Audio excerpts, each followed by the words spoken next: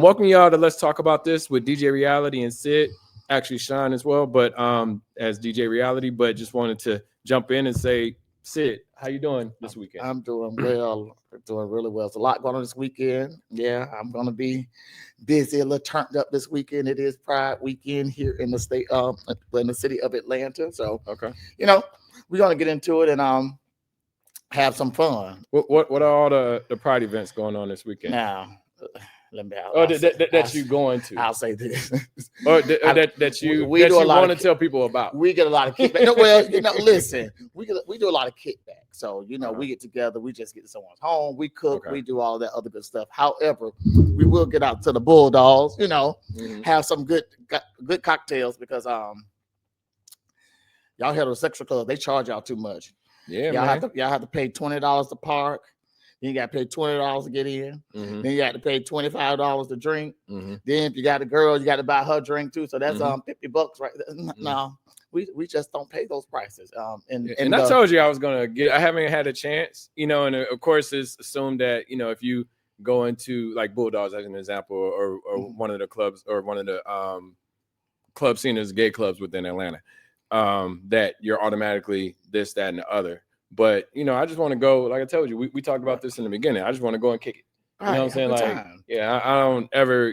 I hate when people are afraid to be around something that you don't think about things the same way as far as sexuality. Correct. And it's just weird that because I'm not to make assumptions, but I'm gonna go in there, and someone's going to assume that this is my sexuality. I was like, no, I'm just here to kick it and go with the flow. But but again, surprisingly, if you was to ever, it's like me going into a heterosexual club. Mm-hmm. Most women don't think that I'm there for them, or men think I'm there for them. I mean, I'm there vibing, having fun. We're having a good time. That's the same way in the gay club, especially a little bit. No, what I'm saying is like, because there's the idea of down low, right, and then there's the idea of just openly gay. So it can be assumed. Now, like I said, I never cared for assumptions anyway, but it could be assumed that I may be in there to be down low, or I'm not telling the full story. But like I said, I don't abide by people's assumptions. I just keep it moving. But however, that's not what's on someone's mind. When we're in the club having fun, we're vibing, we're drinking. No one cares. I could care less. I don't care if you. First and foremost, most don't understand that. Most, like I said, gay men like myself, what have you, I don't care for down low men anyway. That's not my thing. I'm not looking for it. I don't want no woman's husband, boyfriend. I don't want that drama. I just that's us mature folk. Let me say that. I'm there about to have fun. If you was to come just like any other day, you got heterosexual women there with their boyfriend's husband in the gay club, just dancing, vibing, because they know they're gonna get good drinks. You're not gonna spend a lot of money. You may pay $5 to get in, and I mean it's a vibe. It's just a misconception that when a man, a straight man, going to the gay club, that someone's gonna think you down. Well, don't nobody care. I think it's not within the club, the perception. I think it's outside of the club. So, like, say for instance, if I'm in a group chat, and I remember one time somebody tried to tell me that they were trying to judge my sexuality just within the chat, right? And people were like kikiing and laughing and all that stuff, but like they said, I'm trying to think of the exact statement, but they said, like, yeah, you go be in there. This is like years ago, but like, yeah, you go be in there hanging out at Bulldogs, da da da. And I was like, I have, and it's funny. I was like, I don't have no problem with going to any club in Atlanta.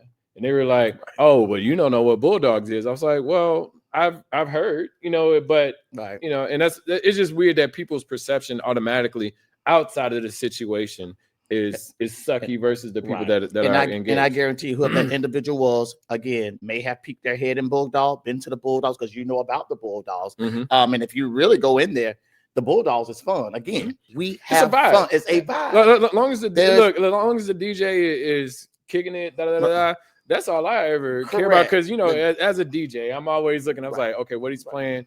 Why haven't I played that in a long time? Why is he still playing? This is how we do it, Montel Jordan. Like, it's just stuff like that automatically sticks in my head. As a DJ, I went to an event last night. My chiropractor is a DJ, so I went to go support him, and he was having his 40th birthday party. And it was more of he's of a Caribbean descent. So it was more of that. But as a DJ, I'm like, oh shoot, I have like let me Shazam some of this, and because I hadn't played that in a while, let me add this to my playlist. Let me figure out. Like I'm always looking from the DJ perspective on how I can do better within that. But I had a great time. His name is DJ Cairo. Ironically, but he's my chiropractor. But he had this whole lavish he paid this DJ to come in from Jamaica to do his thing. Or I want to say Jamaica because I automatically assume Jamaica is Caribbean, but they flew him in from somewhere of Caribbean descent, and he paid for him, and he paid an exorbitant amount, and we had a great time. And this is why, like, you have to get around the mature crowd when we're, like I said, and I'm not really promoting Bulldogs. All I'm saying is that it's a vibe. Now I know on social media you may see them fighting and all that good stuff.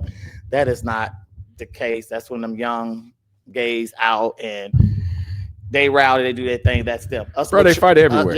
You're right. Us mature folk. That's just not our vibe. I don't have the energy to fight. Like I'm too cute for that.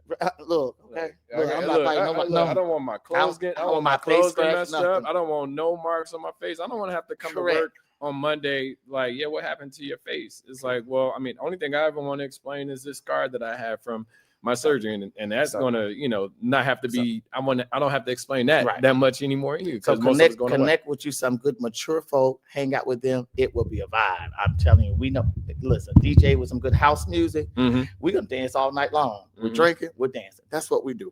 So get out there. Don't judge us. I'm telling you. Get out there. Have some fun and stop spending all that money. It's ridiculous. Like I said, as a DJ, I learned that from a DJ and from promoting. I remember one time I was promoting this party. And I was getting the door, you know what I'm saying? And so for me as a promoter, but I worked out a deal where I got the door and the owner got the bar. And but she's sitting up here telling me that, and I had my own door people and all that stuff. She was telling me like, well, go up on the door. And I was like, I just want people here. But she was like, people are willing to pay whatever on happening. Like it was a hole in the wall. It wasn't even that great of a place, but we packed like 600 or 700 people where the limit was supposed to be like 400. But folk realize Bulldogs is popular. Two people paid $50 to get into that hole in the wall. Like $50 each. I'm like, geez. And people let's say we like Bulldogs because of the drinks. Again, anything going on in the Midtown area like this weekend, we go into pregame at the Bulldogs because I know I could get a premium drink for maybe $10, $12. Now, and we're talking Top Chef type liquor, and I'll be good. Have two of those, we're good. But speaking of DJs, I was at and I'm kind of going off subject, but I'm on the topic of a DJ. I went to for the first time. It's called Taco Tuesday. It's called Taco Tuesday. Should be fine. I don't know if you can hear it in the mic, but lady is a siren's going by, but keep going. It's called Taco Tuesday, and this gentleman, a talented gentleman. Let's pause real quick. Go ahead. Let him get this out, or let her get this out. Nah, them sirens she don't fuck with. They know about the police too. She be letting me know. All right, she got it out of it. Okay, so sorry back where it's gentlemen. Blah, blah, blah. So going back to speaking on DJ. So I went to this it's called Taco Tuesdays. Okay. It's a guy, talented young man. I don't know his name, but if you go online, he'll say, hey, I'm having Taco Tuesdays. It's limited tickets. You got to get them while it's hot. So if you don't get it, it'll sell out. However, what I found out, I went to the Taco Tuesdays. It's actually in his home. And in his home, he has an organ, band, like drums. He has a whole DJ. He has the whole nine in his living room. Okay. It had to be at least 100 of us in this man's house. Oh. And when I tell you, Kiki Wyatt was there. I can't remember the young man on Beauty and the Black, the dark skinned one that played the gay male with the light skinned guy. Okay. I can't remember his name. Anyways. They all Beauty in the Black. What's Beauty in the Black? Tyler Perry's. Okay. Yeah. Anyway, whatever. Don't do Tyler Perry like that. Yeah, I try. don't do him like that. No, he's cool. I've tried to watch Tyler Perry movies and I just can't do it. Like Why Do I Get Married? And some of Why Did I Get Married Too? I like a quarter of that. Then it just got stupid. Tyler Perry, you need to watch it. It's good stuff. No, Tyler Perry's I promote black, that man, but I just look. But let me tell you about the Taco Tuesday. What was so interesting. Okay. This band was in his house, and he had, like I said, Kiki White with all them. They sung it. It was just, amazing to hear these folks. We was in someone's lip, like we was in a living. That's dope. It was. That's dope to have that connection, and just being able to say, well, okay, only 75 people coming in, only 100 people coming in. And we just go eat some tacos and listen to some dope people. Food, and he had good music. And they actually, man, it was amazing to go to this event. And he does it like every month, I believe. Okay. Let me know. If you can get more than one ticket? You can. How much? However, but it actually goes by donation.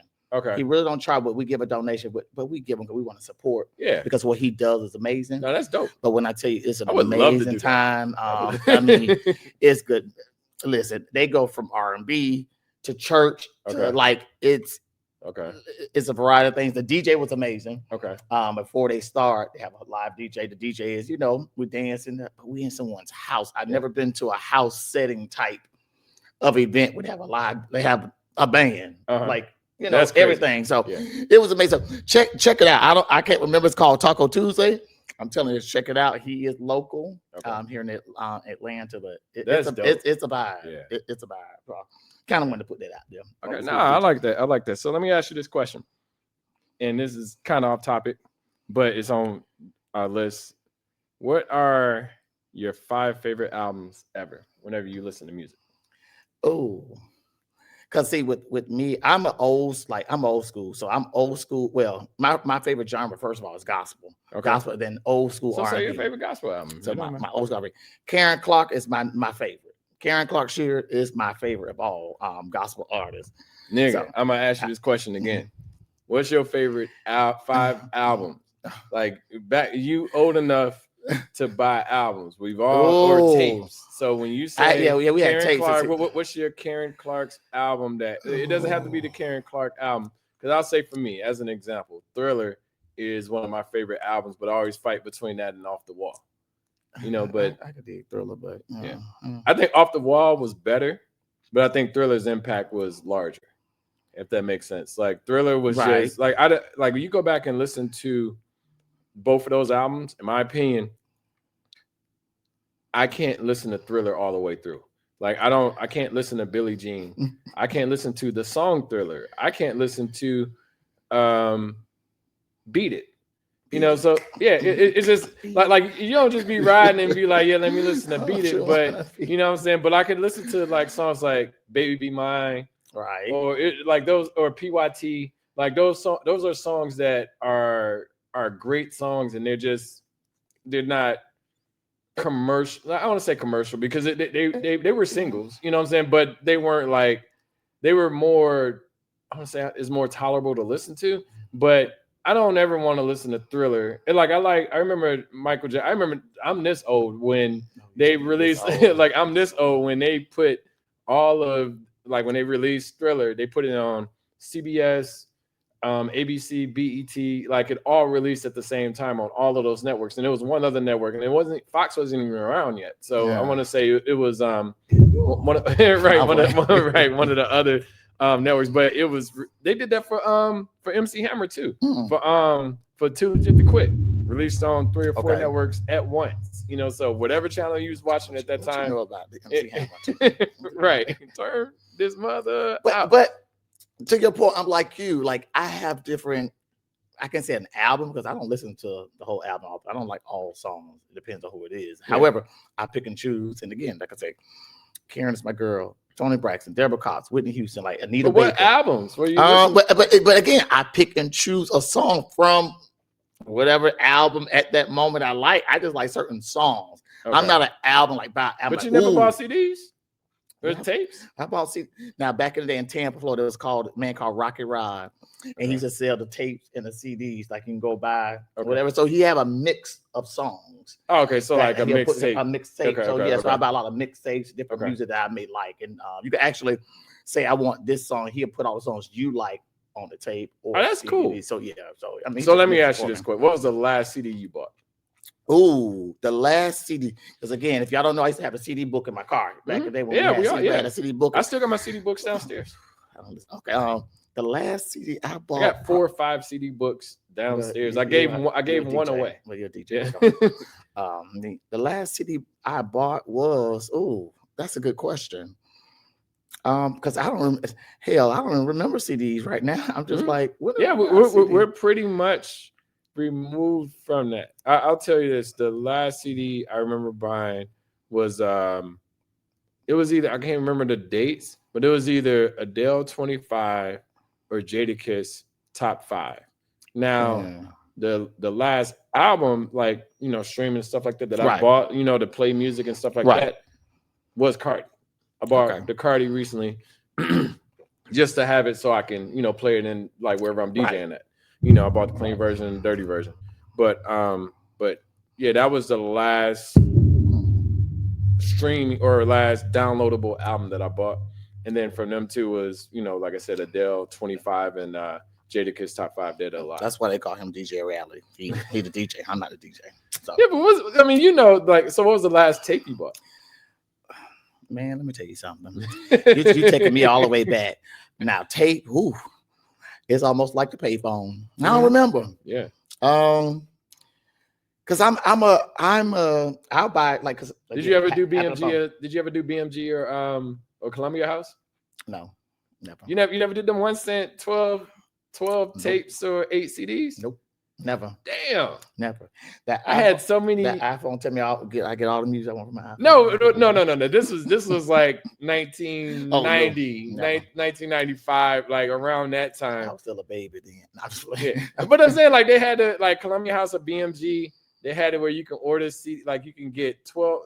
The way that they get you was you get 12 tapes or 8 CDs for 1 cent. But then you had to either buy 1 CD or like Columbia House, you had to buy 1 CD, but BMG, you had to sign up to buy 4 or 8. I've heard of them. I just never subscribed. Let me say that. Yeah. So why not? Why don't you take advantage? Music is your thing. But you like music, though? I like music. Yeah. However, but everybody likes. I haven't heard anybody. It's almost like music. Subscribing to any of these subscriptions out there.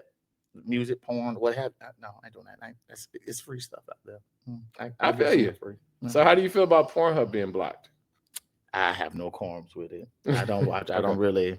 But most of the sites are blocked though. So it's not even like Pornhub, Xvideo, all of those sites. Oh, really? Are blocked. Like like if you go to the site, it's this white woman on there giving the disclaimer, and you can't even access it. Like the city, when I looked it up, it's 20 plus cities or 20 plus states that have blocked it, period. Like, so you can't go to none of those sites. Well, guess you have to find something else to do. Look, I tell people, you cut the head off, 3 more grow. Like, it's just natural. Remember back in the day. So let me ask you this. What was your, so I'm gonna age you a little bit younger. So what was the downloading sites that you were using to get music back in the day? And I'll give you some of mine before downloading so you can sites. Yeah, so say for instance you had Napster, you had LimeWire, you had Audio Galaxy, you had Kazaa, you had what's some other ones? It was a ton of them, but I'm saying that like with Napster, I don't know, like I was in college at this point in time. Like I said, it really shows age. But I remember when they said Napster was shutting down, and it was shutting down at like, I think it was maybe like 2 a.m. Everybody I knew was trying to download as much music as possible before 2 a.m. hit, because there was no other site before that. I mean, Napster was like, I remember like back in the day, I was, and I had built me a computer and, spent a little money, and I was trying to figure out how to, I was like, well, where's the good site I was on this site called Merc, And I was like, what's a good site to what's the easiest way to get music? Because you can get it from that site, but I was trying to figure out, I was like, well, what's the easier way? Because this is annoying. Like I'm texting.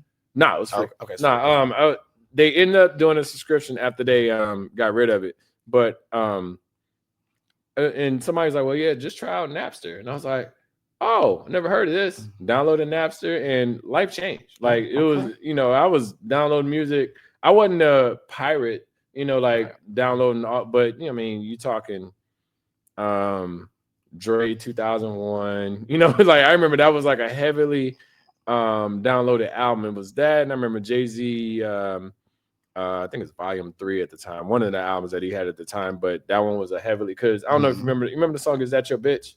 By who? It was Jay-Z, Memphis Bleak, Twista, okay, and Missy.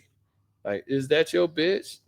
That was the hook. And Missy was singing. Yeah, so I remember the I remember the song. Yeah. I don't know. Yeah, so that version, there was a different version that came out. Then they ended up giving it to Memphis Bleak later on within his career because it was so heavily bootleg that they didn't see any value of releasing it with that album. But all the men say don't want to go down that wormhole. But to ask you the question, like, what were you using to download all of your bad stuff? I was a good kid. Were you? I was a good kid. Come on, man. I was. It wasn't that bad. Like, listen. Honestly, I didn't listen. Like, I wasn't a music head. Like, but look at it like this: technology, right?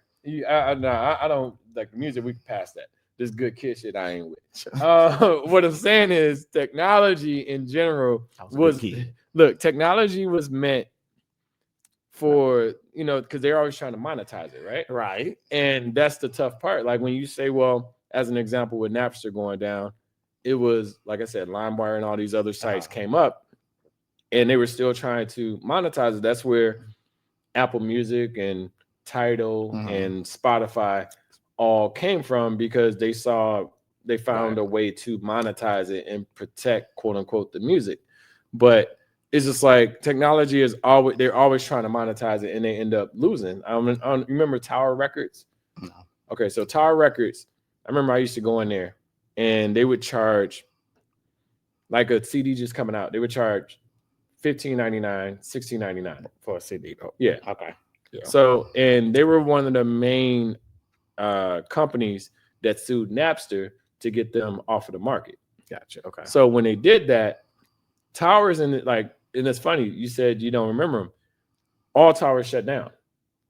Like all towers, because they couldn't understand how to monetize. Like they could have worked with Napster, but they chose to go against Napster. Gotcha. And when they went against Napster, all these other companies all these other download sites came up and it fucked them up. Like if they would have worked with Napster, who was the largest at the time, or if they would have worked with potential opportunities as Apple Music or Spotify and stuff like that, they could have still been flourishing. But like I said, rabbit hole. You still ain't told me your top 5 albums. I want to hear that shit. I'm gonna keep coming back to it. Because he gonna come to, because I'm like, I don't know.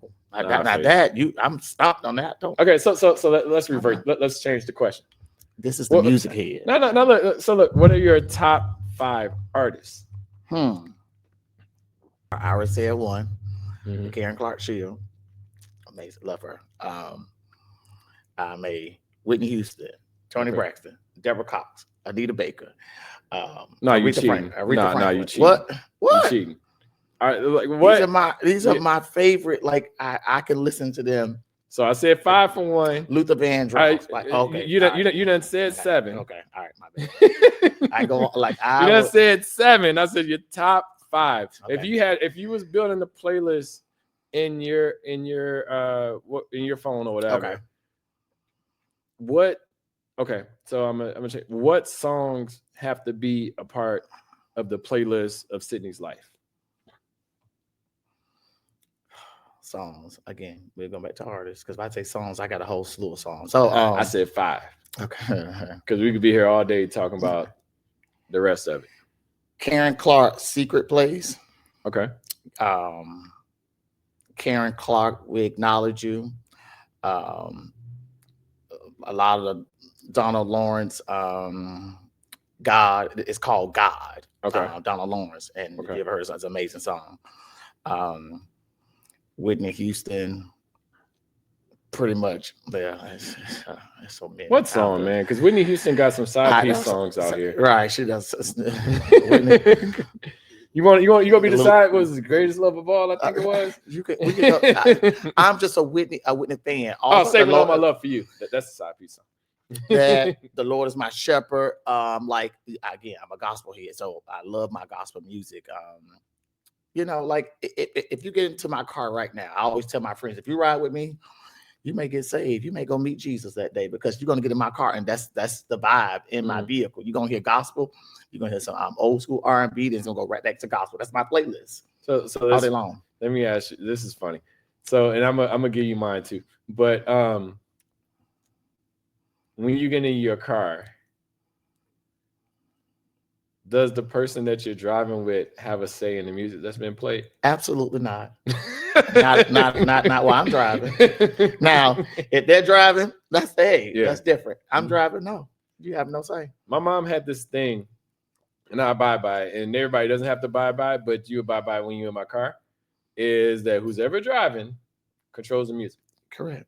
Because they got they're getting you to wherever you Correct. go. So I will cater somewhat to.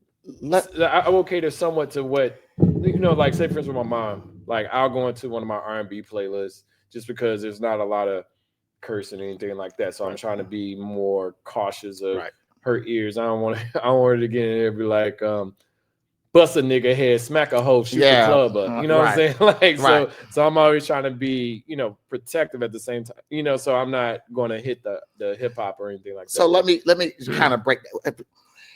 I listen to music that it has to have some type of meaning. Okay. I listen to words. It has to have some meaning. So again, I listen to gospel, but not all gospel. It has to have meaning. If it's just some fluff that just singing just to be on there, it has to have meaning. So when I go to I say Cardi is one of my favorites because I always tell people, if you get to know me, she's the right nasty for me. Okay. I like her words. Some of her words, because she's the right nasty. She says it the right way. I like what's her name? Pressure. Summer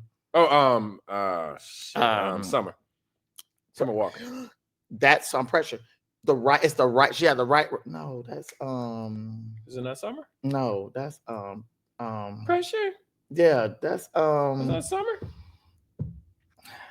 I could have sworn that's Summer Walker. It's the two that always get them mixed up. Summer Walker. What's the gun? She performed at Kamala Harris. What's the artist? I could have sworn. Black girl. Let me look this up real quick. And I don't want this to look weird. I remember on the last podcast, it like one of the shorts had me just looking at the phone. I was like, no, I'm listening to him. What's her name? Ari Lennox. So make sure you're right. It's Ari Lennox. I just looked it up. Because I like to read. Ari Lennox, Pressure. I didn't know she had a remix with SZA and Summer Walker too. But yeah, like the edit of it is like you were talking, then I'm looking at my phone, and I'm talking, and you're looking at my. But I was looking up the last time when we were talking about Jocelyn and trying to figure out, like we were saying that Cardi took Jocelyn's place as far as like the success, because everybody expected Jocelyn to be that rapper off of Love and Hip Hop. But I digress. But like I said, it has to have meaning. Even with me, like I said, I'm not a good at two shoes, even though I said I'm a good boy. I'm playing. However, but Cardi can be my right nasty. She gonna I ain't gonna say what I'm gonna say, but she tells what to do. What you gotta say. She tell you what to do with the dick in the pussy. Like she'll go down the line, and so she give me the right nasty. In other words, so that's why I listen to her. But if there's no meaning to me, I don't really listen to. Have you had a chance to? And I'll say this, and this is kind of pivoting, but I still want to tell you my top 5 artists. With the Cardi album, I've been trying to do more activities since my surgery, and so I've been listening to music a little bit more because I'm doing like 45-minute walks, or I'm doing 45-minute exercise. Automated said, okay. So I'm listening to the Cardi album, and I was already listening to it, for the past couple of weeks. And I was like, okay, she's really getting personal on here, and I'm like, but it was really good though.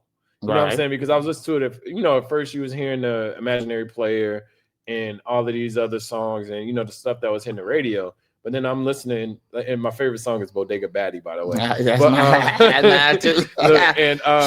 It's like when I'm listening, like, because you get to like maybe mid to halfway or mid to the end of the album, where she kind of talks about her marriage and stuff like that. Because it's like one song that she literally talks about the first kid, and there's another song she talks about the second kid, and I'm like, damn, like I like the fact that she got a little bit more personal on this album.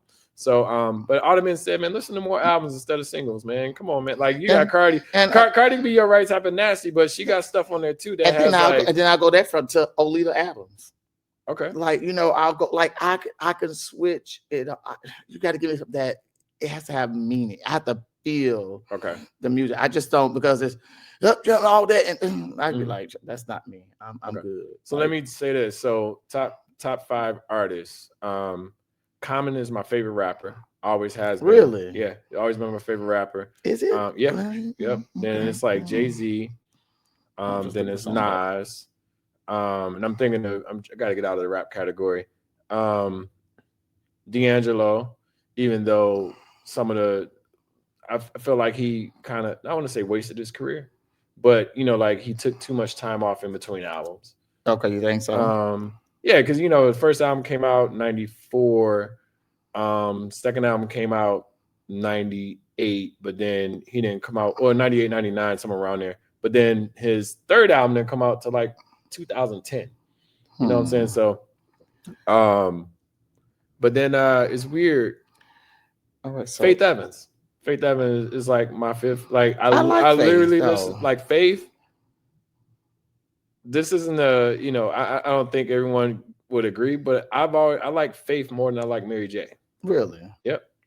Okay. And I like Faith. It was something like, you could say whatever about Puff, but it was stuff that Puff was doing with the artists that they were great with him.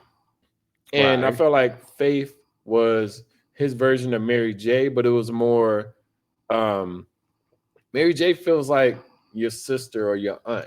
Faith was like an R&B singer that that can she was making great music, but a lot of people, it was in the shadows of Mary J at the time. Because if you think about, like, I always ask this question, like, what song can you fuck to that Mary J did?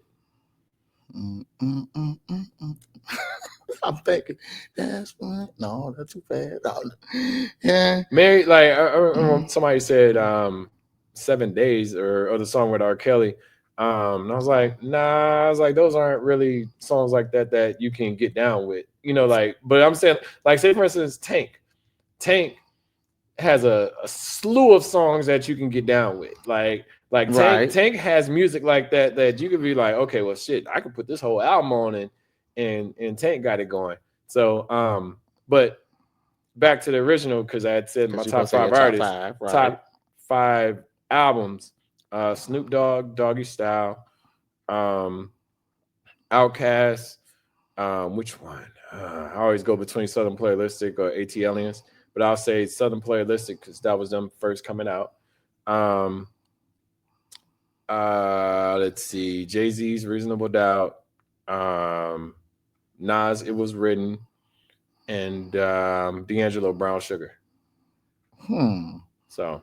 And I love Brown. The lovely part about Brown Sugar, it's one of those albums that you can just put on and, like, I could play. I mean, we ain't got the copyrights, so I can't, play it on it. But you can sit up here and it could just be the background music, and nobody be like, "Hey, skip this. Hey, play this." Da da da. Like, it's a vibe, and that's what I like about music at times. Like, it's just one new artist that I like. He's an AI artist, which is crazy.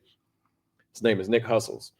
And he has like all of the songs. Like, I don't know if you've seen my shorts or the little videos that I've been making about I feel like slapping a nigga today. And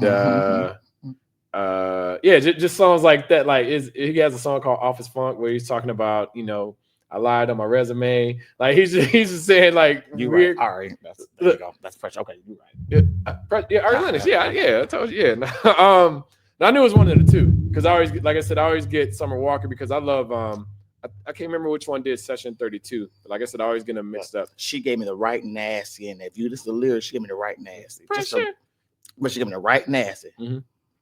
Listen, all right, go ahead. And I'm not going to, and I correct me if I'm wrong, and you may know, may not know, but I want to say Jermaine Dupri produced that song. Oh, really? So yeah, we'll look it up, but just a fact check me just to make sure. But I want to say he produced that song, or he had something to do with it, because I know he was kind of figuring out her career in the beginning. Right. So. Yeah, that gives me, it has to have meaning for me. Music. I'm not, again, music head, but again, if you get in my car, you're gonna be like, you know what, you got some.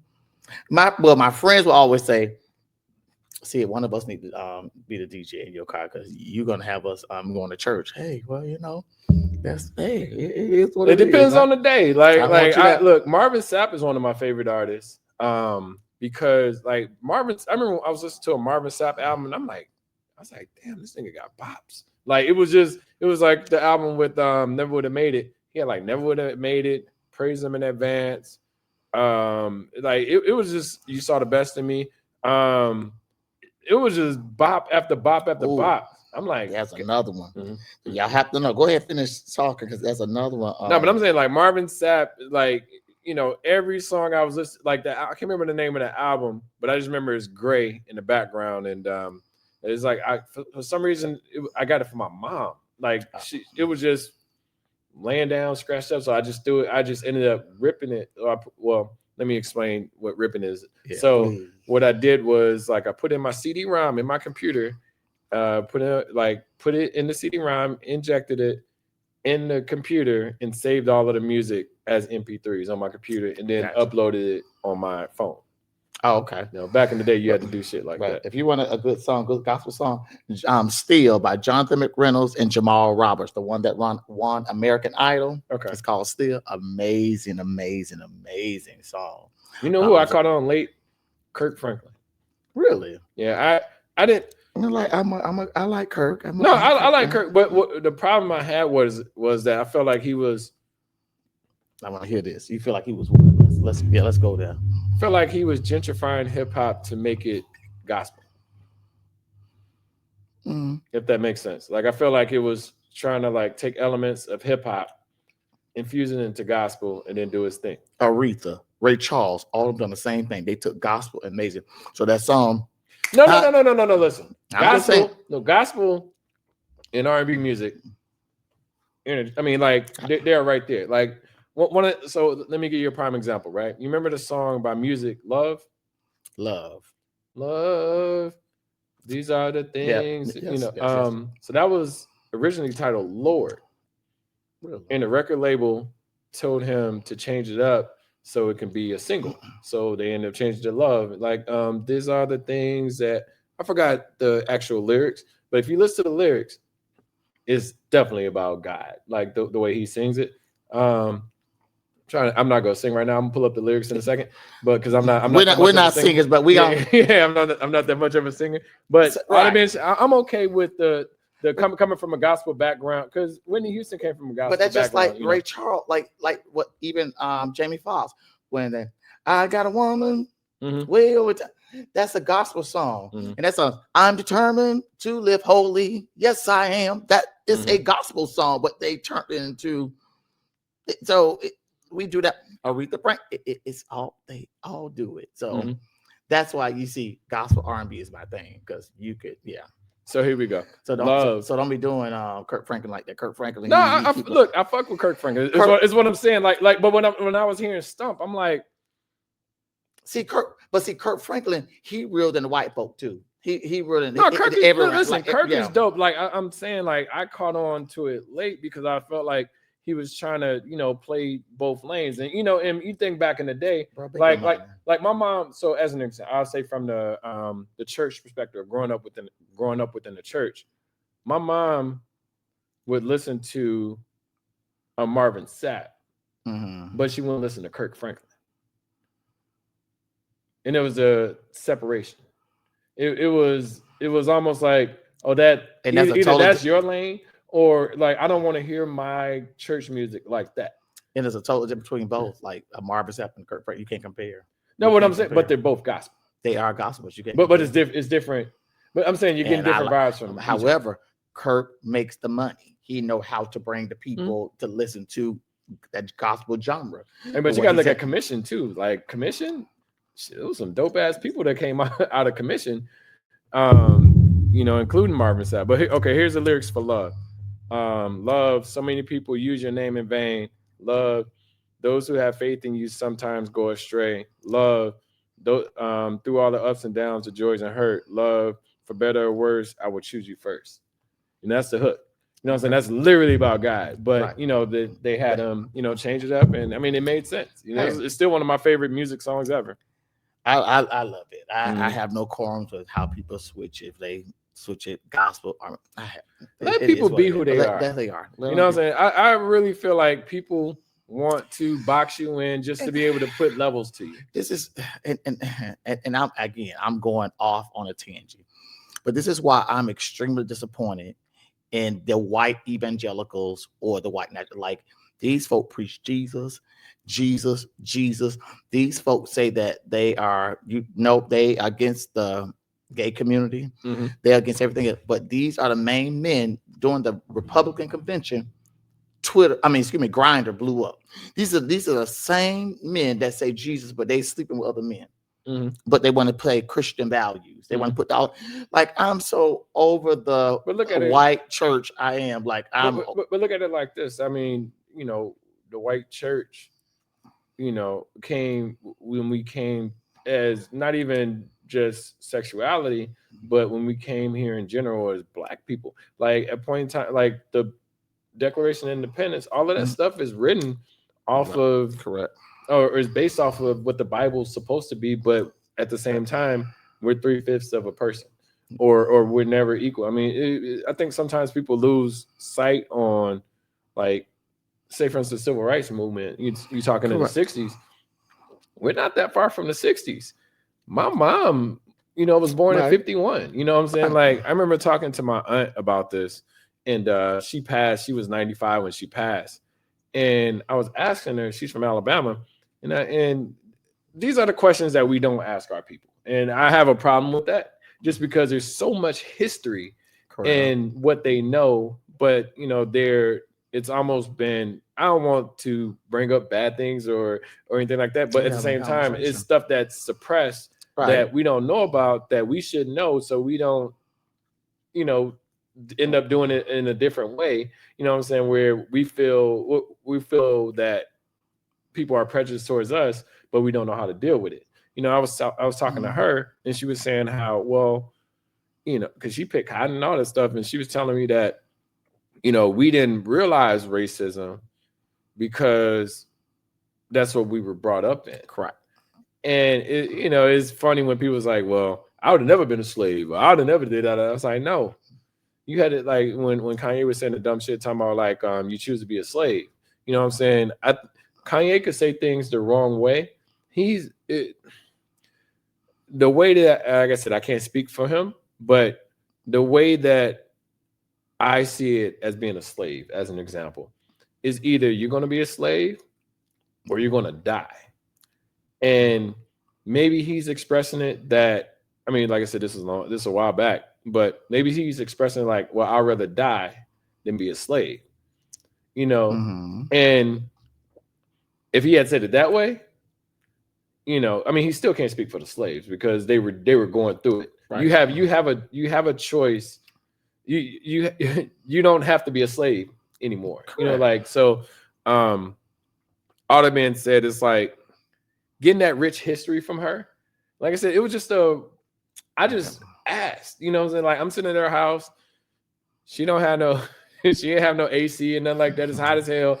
So I'm like, okay, I'm trying to get the topics quick and shit because I'm like, God damn, it's storming in this bitch. But all that being said, asking her those types of questions, I'm pretty sure, and I can't speak for the rest of my family, but I don't think anybody else will go over Aunt Rosie's house and just ask her to make some hot water cornbread or some greens and stuff like that, rather than understanding like how she was raised. So, listen, I'm at that point where we are now in our nation, I guess I feel more. It's challenging because my kids. I'm thinking about my children, their future, etc. Yeah. So I think that's what's challenging. How do I navigate with and deal with people that I know that's against me, that really don't love me? Yeah. And I'm talking about the white church, like all of them, they preach Jesus. And like, how can you say Jesus and Jesus? Because Jesus is love. How you even muster up saying that, but you don't care for people of color, black people, other people of color. So all that in my mind, it baffles me. I'm just like, I'm like the preacher said, I'm overwhelmed. I'm overwhelmed. Like, and so I have nothing. I'm just, okay, God, you got to help me. So let me ask you this. I mean, you brought up a great point, and I don't, I like these. I love this conversation. I like talking to you about it. So, and you brought up a great point. You said that, how do you deal with people that, for lack of better words, don't fuck with you? And that's a question, but how, like, say for instance, within corporate, within it doesn't necessarily have to be within corporate. It could be within how you're treated as a person, because it was funny. I was talking and I was having this conversation, and it was weird. I had to reel myself back. I'm like, yo, that's not how I should think, because I was thinking from the stereotypical side of it, and of based off of a race being a hardworking race. And it was the conversation of like a bunch of, like, it was this, and I'm not going to mention a company, but it was a bunch of people laid off, and it was because they were using tools that they weren't supposed to be using, like to make them look busy. Right. And one of the individuals was an Indian woman, and my first thought was like, oh, they'll never do that because they work hard and da da da. But then I was like, damn, like, I mean, not to say that they use it or not use it, but my first thought was they wouldn't do that but for us, someone is on that other side saying, oh, they definitely would have did that because they black. You know what I'm saying? Right. So, and I'm trying not to, like I said, it's stereotypes and prejudice that we have in our head that, us black folks don't do this, or women only do this, or gay people only do this, or they think like this. So how have you been able to? But that's the narrative. And if you think about it, okay, trans women, trans people, gay people going into women, men bathrooms, or what have you. We had this issue about bathrooms, that they're molesting kids, or what have you. Black people, all we do is kill, rob, etc., etc., etc. Black women, low IQ, they dumb, they're stupid, etc. Loud, boisterous, etc. Yeah, the stereotype. Yeah. But if you think about it, if we are honest, when it comes to molestation or sexual assault, etc., it's white men. You don't have to worry about trans and gay people don't want no child. We don't want children. That's not what we know. But hell, a lot of us have that trauma. We've been molested. But the thing is, some of us. Yeah, on the flip side of that, what if you do want children? And that's okay. Right.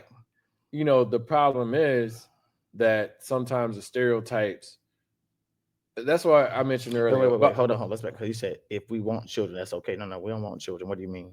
I lost your point. I lost that. I lost that in translation. Oh, have a child. Okay. Yeah. When I was saying wanting children, meaning they're sexually assaulting. No, not on no pedo shit. That's what white men. No. I'm talking about like if you want to have a child, like if you want to birth a child, if you want to foster a child. No. Look, I had to make that. Okay. I'm not a part of that stereotypical mentality, but no, it's just interesting that people box people in based off of assumption rather than actually getting to know somebody, which is crazy. Like, working in, I think I mentioned this the last podcast, I can't remember, but one of the things that kind of made me upset on one of the contracts I was working that, you know, and I think I mentioned, I can't remember, but anyway, I'm gonna mention it now. So fuck it, because I forget shit.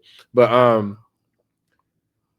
it was posting new hires, and there were 3 pictures of the new hires. I was one of them. There's 2 others. You know, I gave the guy like my LinkedIn photo, and he found me online and used my DJ photo. But then I'm over here DJing, standing out here, but then the other 2 out here in suits and and dresses and stuff like that. And I'm like, yo, what the fuck? That was like, purposely done. Yeah. I mean, but it was a black dude that did it. And you know, you have some of us that, you know. But he was like, I don't think he did it in malice, but he should have asked me which photo I want to post it. You know, so if you send him a photo or a professional photo, why would he use your DJ photo? So it's like I have no clue. Can't use you don't think it's done in malice. However, how else can you look at that? No, only way I look at it's like I feel like he was doing it to show that, like I said, I can't speak for him, and I'm just trying to give him grace. Oh, okay. I'm thinking that's a good word. I think he's doing it in a sense to show that, okay, he's not like he's a fun guy to engage with, or he's a guy that you can. I'll take that. Yeah, so I like he's one of those, like he's easygoing. He can figure out, you know, that's how I looked at it. Gotcha. That's how I hoped it was. It may or may not have, you know, some undertones to it, but when I saw it, I was like, bro, like, why in the hell you post this photo of me DJing? Like, post the one like me suited and booted. Did you ask him that question? Yeah, he was like, well, and that was kind of like his reasoning behind it. Gotcha. He was like, I thought this was more of a outgoing photo for you. It's like, okay. But I didn't say specifically don't do that again. But I was like, well, just let me know next time. That's how I went about it. Okay. So I get you back, because I would have we would have a different conversation. We would definitely have a different conversation. So tell me about the conversation that you would have had. Well, first and foremost, I would tell him that's not the pic I sent you, and you don't post that. Okay. You take that down. So I would have been very firm and direct with him. Okay. We allow folk to just, you know, oftentimes just do what they want, and we don't say anything because that's our employer, that's our supervisor, that's the leader, whatever. Me, one thing, I've never been scared to lose a job. I'm gonna stand up for what's right. Okay. Been in the HR field for so long, like I just can't deal with the politics. Hence why I'm not in it. HR is tough. I'm not a phone. I can't lie. I'm not playing those games. Right is right, wrong is wrong. Hence why I'm having a difficult time with what's going on in our nation, with white people, how they see us, view us, treat us. Except it bothers me because I've always come from a person or been that person that loves. I'm going to love. I'm going to support you. I don't care who you are. But when you find out, like I was disappointed in Latinos, Hispanics. I have some really close about the friends. way that they voted? Not just the way they voted, or the way how they think of us. Okay, I didn't being so close to these certain folk, and they know who they are. We were close. Like the mom, she actually helped me purchase my first home. Okay. So like we were close, and to find out how they view Black men, it bothered me. It disturbed me. Like y'all really. But look at it. This is to what I said earlier, as far as like the way I'm viewing the Indian woman at the time that got let go from her job. You know what I'm saying? Based off of using but it's more positive in a way that I'm thinking about it with her versus the negative. That's what I'm saying. Like, I don't think that, I mean, of course, a stereotype is a stereotype. Right. No one should have any prejudice towards them, but at least, and like I said, I can't speak for everybody, but at least that stereotype or prejudice was positive. My lips dry, y'all. I'm sorry. Nah, but at least that stereotype was positive. To why did they lose their job? They shouldn't have lost their job. You know what I'm saying? Whereas, you know, for us, it could be, I mean, I know they was using their jiggler on their mouse. And I know that they had that stuff in there. This kind of goes to the conversation that we're having. What's your exit strategy? say my extra strategy from corporate America. Yep. So we're speaking on. Well, me personally, I'm actually working on some things. Just got my new LLC for this dispatching company that I formed. So I'm buying all my equipment. I'm doing everything to dispatch on my own and to build that. And I'm also entertaining in my neighborhood. Is this I became I'll say friends or fond of this couple. It's a Chinese husband and wife. They have a local liquor store, a package store, and they want to retire. So we're having a conversation to see how I can purchase that from them and just take over that liquor store from them. So I'm actually excited about that because I want my liquor store, have my liquor license. I'm working on that, have my liquor license, purchase this liquor store, and then that venture off into a pub that I want. Yeah, because like an after five type once pub. That'd be good for you. I like that. That'd be good for you. I mean, the purchase of the liquor store, you just mentioned it, but having that license can expand to so many things. I remember, it's weird. I remember back in the day, I was looking at buying a liquor license in like 2004, 2003, like back then, like when I had just graduated from college, and trying to figure out, because I wanted my own space. I never been of the, I can work great within corporate, but I want, like, I'm not greedy. I'm not greedy. I want my own shit. I think is the bottom line. And I say I want my own shit as in, like, I don't want to ever have to, like, that's my extra strategy, is to have something that I don't have to lean on corporate. Now, I do like the corporate part because when you have value, that can get you more money to move towards the independent thing. When it's tough to do the independent when you don't have any money behind you. So of course you can find ways to get the money, but a lot of people get lost into this whole entrepreneurial, like it's not easy being an entrepreneur. Correct. And some people get, like, you have to work harder, because you think about it like this: everything that you're earning or that you're getting is based off of your effort. Correct. And a lot of people, in my opinion, I'm not gonna say everybody, but a lot of people are lazy. And I say they're lazy as in, like, say for instance, working a 9 to 5, right, or 8 to 5, or whatever your time frame is, right. A lot of people think, okay, I'm off at 5, or I'm not getting there to 8. Right. You know what I'm saying? Like, an entrepreneur thing can be, you're working around the clock oftentimes. Anything you could be working 10 to 4 a.m. just to be able to get, the right income that you're trying to push, or just to have the potential to get the right and income. I'm going to be careful with my words, because I know there's a lot of Black men and women entrepreneurs that's out there doing that thing, they're handling that business. And like I said, I'm most proud to see us doing our thing. However, I wish that more, because once some get a little of success, because I'm gonna tell you quick, I failed that business. I had an amazing. Let me go back, and I'm gonna share something. I always tell my friends, God always give me amazing ideas as pertains to a business idea or opportunity. And I say that because, and my best friend can tell you this to this day, I'll say 18 years ago, maybe 20 years ago, he helped me create my business plan, and my business plan was called the People's Concierge. And so if you look back, way back in the day, I had like this flyer and these really nice business cards, and what the People's Concierge would do, or the service, was to provide service for everyday individual, meaning if you go do your grocery shopping, your medicine, whatever, we would deliver it to you. At that time, 20 years ago, I didn't have the resources, the funding, etc. And now today you have Uber Eats, etc. I had this idea back in the day, before this was ever thought.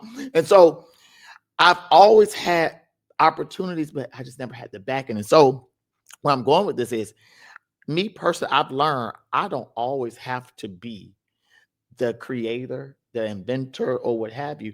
But if you have a business and it's successful, now how can we help your business grow to a large business, like these large corporations? I don't have to be the boss, but I want to help my brother, my sister grow. And what does that look like? How do we help that grow? Now, if you always want to be the person because I'm the boss, I'm the inventor, I'm the creator, I want to grow, and you don't want anyone else because you want to control everything, then you have other issues. And again, I don't care to work with you. Yeah. However, I believe a lot of us have the intelligence, we have the education, we have the knowledge, we have all of that to help in business owner out here to grow, to expand. However, oftentimes they want that power, they want to control everything. No, you got to give room to, like, you know what, I want to grow this, or have a franchise, or open multiple locations, or I want to expand. We got to use our people, because again, that's how God bless us, through people. So I like that you mentioned that. I had a business plan that I wrote in grad school. I graduated grad school in 2009. I had a business plan. I actually had to write the business plan for a class, but it was legit. I had people fact check it and see what I can do. It was a sneaker website. And the sneaker website was on how to buy and sell sneakers and make sure that they were legit. It was a site that was already, that I was, I'm heavy into the sneakers and stuff like that. It was a site that I was already using. And the site was going down. I tried to purchase that site, reached out to the owner, blah, blah, blah. Hey, and like I said, I would have found the capital, but I was trying to buy that site just because it already had, that's the thing about business, right? You need to have a following. So, anybody can come up with a business idea, but if you ain't got no following, you got to figure out how to do the outreach to be able to build that. But I tried to purchase the site. The guy just let the site go. The owner just let the site go. Everything that was in my business plan, StockX, GOAT, all eBay even started, doing authentication and stuff like that. Everything in StockX, I think, came around like 2010, 2011. So it wasn't that far off, you know what I'm saying? But at the same time, it was right there, but I don't like to say if it was a fifth. I just like to figure out, like, now what I can do. Because like I said, I didn't have the back end, and that's the problem that most of us have, or the issues that we have as far as Black men, Black women, etc. I didn't come from and it's weird. Sometimes within the Black community, we have little things that we put on people to say, oh, that person must have had it all, or that person was spoiled, or that person, da, da, da. Everything I've had, I've had a job since 7th grade. You know what I'm saying? I was a paper boy. They don't even, I don't even know if they even deliver papers anymore. You know what I'm saying? But I cut grass. I shovel yards. You know what I'm saying? Only way I got stuff is if I play sports. So my mom's like, okay, you get one pair of shoes a year. If you play basketball, you get basketball shoes. If you play track or run track, you get track shoes, or you get some trainers or something like that. So all the men said I'm in a debt. It's school debt that I have. A lot of people have their loans paid off. I don't. I'm poor. I'm middle class poor. You know what I'm saying? And I say that as in, like, I have accumulated debt, but it's not like a crazy amount of credit cards or anything like that. But I don't have anyone I can say, hey, can you help me pay off this student loan and blah, blah, blah. And what was crazy to me, even, I remember like maybe 2021, 2022, somewhere around there, where they were forgiving everybody's loans. And I'm like, why are my loans getting forgiven? I got the most. I got loans from undergrad and grad. So and I was never able to consistently pay them, because the career has, when I was able to get a foundation, then it's like, okay, this come up, or this come up, or this come up, or the job won't be what I thought it was, etc. I mean, you mentioned earlier, I'm not afraid to walk away from a job. I'm not going to walk away disrespectfully. Correct. But I'm like, no, this ain't for me. you know, and understanding what's better for my career and like a lot of people like, and like I said, they may have gotten further than me in life as far as, you know, the career part of it, but I know who I am as a person. I know who, like, how I can be beneficial within the company, etc. So I'm always looking to build the foundation to look for the exit strategy. I'm still trying to, you know, figure out like what the exit, like I had someone interview me and they were like, what are you looking at, you know, once you're ready to retire? And it was like, I was like, damn. It's like I'm on that side of the, of the you know, of the hill. And so no, I've been, you know, kind of thinking about that more, you know, especially within the career. But the thing that's dope about corporate, if anything, is when you could provide a value, you know, and it could be a value based off of you being an entrepreneur. Like you can literally do, and that's one thing I like. I like the mentorship part of it. Like from, like I'm saying, my part as far as mentoring people is I'm trying to help them understand what they can do. Like sometimes you operate within a box, and this is the box that either you put yourself in or other people put you in. It's like where they put you in that box to say, oh, $15 an hour is great for you. And it's like, well, you can't do $15 an hour. And people do, but it's not comfortable where you have kids. Correct. You're trying to buy a house, you're trying to like do all of these things. $15 an hour ain't gonna do it. So hey, look, here's some things that you can look into rather than trying to focus on the entrepreneurship, because of course you got to be able to support the like most of the entrepreneurs I've seen, they either had like they were married, they had somebody supporting them while they were doing it. All right. You know, so it's not like someone just had the capital available, because the thing is, like, when you're just fully, if you say you're 100% into the entrepreneurship, you got to have, my opinion, 100, 200K, 300K behind you just to be able to burn through the money to be able to get your business off of the and you could use other people's capital as well too, but you got to have those resources and learn to how to leverage your credit, etc. That's a whole nother topic of the conversation. But to your point, again, some of us did not have that back. I don't have that backing. To say, like, no family would help me. However, and it's not because I have good credit. Like, I'm good. I could help another business owner. They've already created the vision, have the idea, or they're doing it. Let's expand on it. That's where I am, but that's why I'm looking to retire them. If they want to retire, I'll buy this liquor store. It's established. That's dope. It's established. People come, so you already have customers. I'm just going and just be new management, you know, new owner, and just run from there. Then I can grow it however I see fit. You know, so again, then to my pub, I do want a pub after 5 because I want karaoke, I want my DJs, I want my people to come out after 5 after work, have good drinks, and just have fun. Karaoke, good finger food. That's just have fun. Nothing. No small ass wings. Yeah, no small. I hate that shit, man. Okay, so this is a rant, and we get to the last topic. But why in the fuck do places like this? Why I don't fuck with like JR Crickets. I went in there one time. Well, I went in there, been there multiple times, but like people order wings. I'm like, these wings are some like. Them wings are some bullshit. Do you see the price of those wings? They're so small. I was in there maybe 2 weeks ago, JR Crickets in Midtown. I walked out. Oh, it's terrible in there. I walked out. At least you go a little bit further south there, a little bit bigger, but they're still small. I walked out. I said, oh, no, I'm good. No, I'm good. I'm not paying this for these little these bite-sized wings. Wasting my damn time. Right. Look, it was because it was funny. My mom had flew into town, so I took her to go see my aunt. And this is the last time I've been to JR Cricket. This was probably like 2023. And I was like, hey, you know, where you want to eat, blah, blah, blah. Right. And my aunt, she just wanted to go to JR Cricket. And I was like, we can go somewhere else. Like, we can go eat somewhere nice. Like, we doing all right here. You know, like, we ain't gotta like no more, like, you're not paying for this. Like, I got it. You know, yeah, I was like, we could do a little bit better than JR Cricket, but that was the place she chose. So then me, her, and my mom went there, and I'm just like, like, that was my last impression of what JR. I was like, y'all got these little whole ass wings. I wouldn't go again. No, I'm good.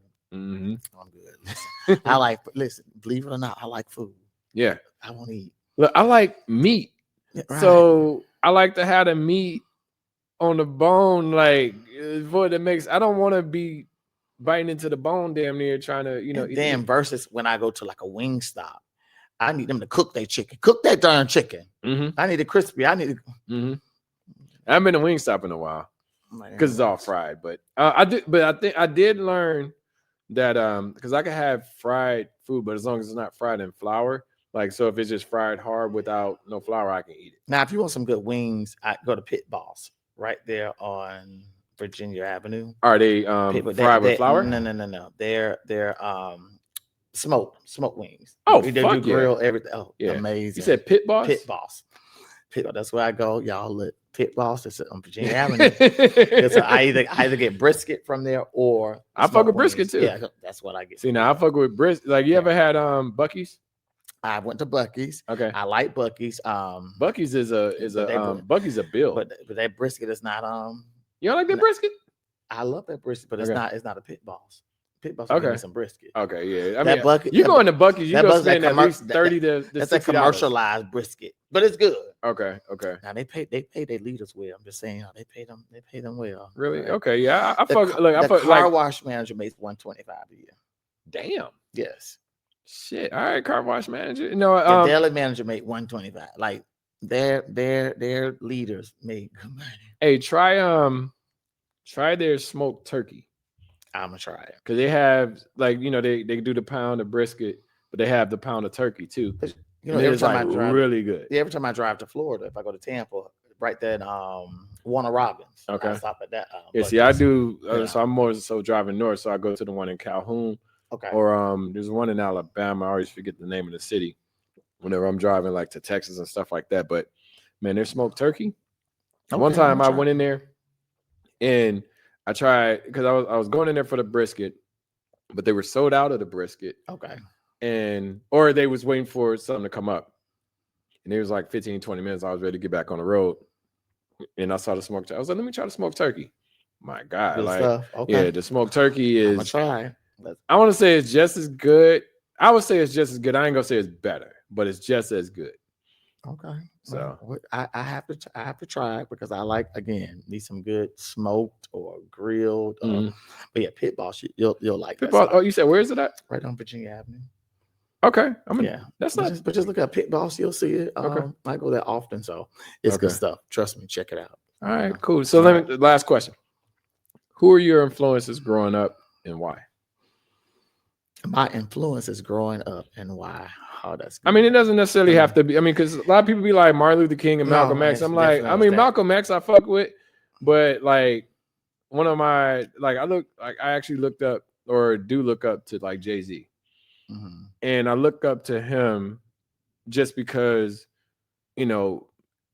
he's never looked at as the best. He's never looked at as the worst, but he's looked at as being dope. And that's always the way I always want to be looked at. Like, I don't ever want to say, hey, I'm the best at this. I'm pretty good at it. I'm great at it, but I don't necessarily like, I'm not in the middle. I'm like, I'm above average or I'm better, so, I would say one that I could remember. His name was Rodney. This was back in the 80s. I was a little boy. I'd probably say 88. Young kid. Rodney was he was a musician. Mm-hmm. However, being a musician, that's when I found out about AIDS. He let me know he had AIDS, and so he passed up AIDS. However, Rodney became a father figure to me, and he actually just kind of took me on his wings and taught me how to be good person, good man, et cetera, et cetera. And I think that's what kind of helped me through my life, not to be so promiscuous. Okay. He gave me that no, this is what you need to do. This is what you need to focus on. And why I'm successful in my career and what have you, has a lot to do with him. Because he instilled in me. I didn't have a father. Okay. Wasn't raised with my father. Well, I have a father. Of course, I'm here, but you know what I'm saying? Yeah. I wasn't raised with my father. And I would say there's this leader. I tell folk that God give us all types of gifts. Some people can sing, some people can dance, folk can do hair. They're very creative, whatever that is. My gift is leadership. Okay. I can lead. I can go into companies and lead folk, and my DMs and my boss like, how do you do it? How do you get these results when you're one of the hardest ones and others can't do that? And I'm like, I can't explain it. This is who I am. But I got it from a white man, David Spencer. David Spencer was one of my mentors as I was coming in the retail game. And I started young with Publix. And going through school, what have you. David will always tell me, he's like, Sydney, you're a black male, you're a black gay male. This is how folk gonna view you. And it's a white man. So that's good. You, so I look at you, and he was like, no. So he wouldn't allow me to conduct myself in a way that's unbecoming of being a leader, or I'm looked at because I'm just popping off. He's like, no, you're not. He was so hard on me. I used to hate that man. I used to hate that white man. I used to hate him so much. But I knew he was. But he still values. It wasn't like love. It wasn't out of malice, right? And that's what it's all. I knew it was love. I knew he was like, I see you. He said, I see what's in you. Like he poured into me. Like, I see what's in you. So, David, that's my dude. I don't know if you're still out there. You're alive. Okay. You hear this one day. Okay. Listen, I'm doing well. And David was that. So, and this is going back to what we were talking about earlier. This is why I'm feeling some type of way as it pertains to what our nation looks like, as it pertains to white people. Then knowing that, like a David, there's some good white people out there. Yeah, there are amazing white people out there, and it's just. I'm struggling. I'll say this. I think we kind of get impacted by the minority to the rules. I think that's a phrase, but like we get impacted by the 5 or 10%. I really don't think that there's a ton of other races that have malice against us. I think it's just the ones that, like I said, the minority to the rule or the exception to the rule, where it's the small amount. It's almost, I think it said like 2% of the, I mean, the 98% is us and the 2% is controlled by these set of individuals, right? So I don't think that everybody operates within a bad space, but I think that a lot of people that are in these positions of power do. Correct. And you got to be cautious of that. Like, I have 2 other people that I wanted to mention. Is one of my major influences was my cousin, or is my cousin. We actually do a podcast together. Okay. And he always showed me that, I mean, he wasn't doing it. Some people lead by doing, and some people lead by instruction, right? He always showed me how to do things. And I didn't really, I mean, I took those things and figured them out. I mean, he always had like a working mindset. Like he was always like, he was the kid that was selling candy, like in 6th or 5th grade to other people just to make money. He's like, oh, I can buy these at, I don't know, Gordon Foods or Sam's Club, and then I can sell it and I can make $20 or $30 off of that. Like he was that guy. And like, I remember, us being in high school, he had a Cherokee, you know what I'm saying? Like he had bought him a truck and stuff like that based off of his grind, not just selling candy, but him having a job and stuff like that. So that's where it was like, well, I had 2 paper routes. I was like, well, I can get more money. These in the same area. It's not like I'm hustling that hard to get, like, so I understood, I learned to hustle from him. And he was actually a DJ in high school. So then, I wanted to DJ. So then I started DJing in college. So it's kind of like, not to say that, I mean, because I always, followed like Run DMC and stuff like that. I was always a fan of like Jam Master Jay. And I was like, oh, cut or cut creator on like LL Cool J, all that stuff. Like I always wanted to do that. So once I got to college, I did it. But, he was doing it way ahead of time. Not to say that, I bit what he was doing. I just like what he was doing. So then I kind of, I got to college and I was like, oh, let me, start DJing, blah, blah, blah. And I kind of did my own thing because I've always been like musically, I always thought about the music like that. But Ottoman said he's always been the grinder, the one person. But then there was this other guy he's still my mentor. His name is Carlton Blunt. If you look him up, he's actually in the Jet magazine in like 1983, 1982 he's like the engineer from Chicago. Okay. He actually gave me my first opportunity to work within corporate.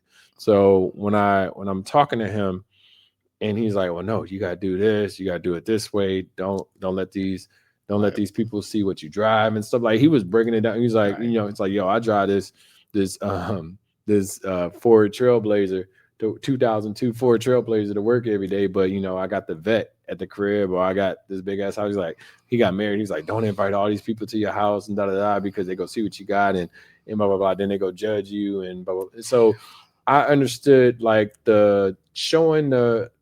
Sometimes it's good to show like this goes back to that photo that was shown of me DJing. So now it's like, well, me being shown as a DJ, do I take my job seriously because I DJ as an example? But what's crazy that you said that I didn't realize that people would pay that type of attention to you or pay close attention to you. Mm-hmm. And I said to say my company I work for now, every Monday I switch out my vehicle. So I'm in a new vehicle every Monday. Mm-hmm. So you would never see me in the same car. Mm-hmm.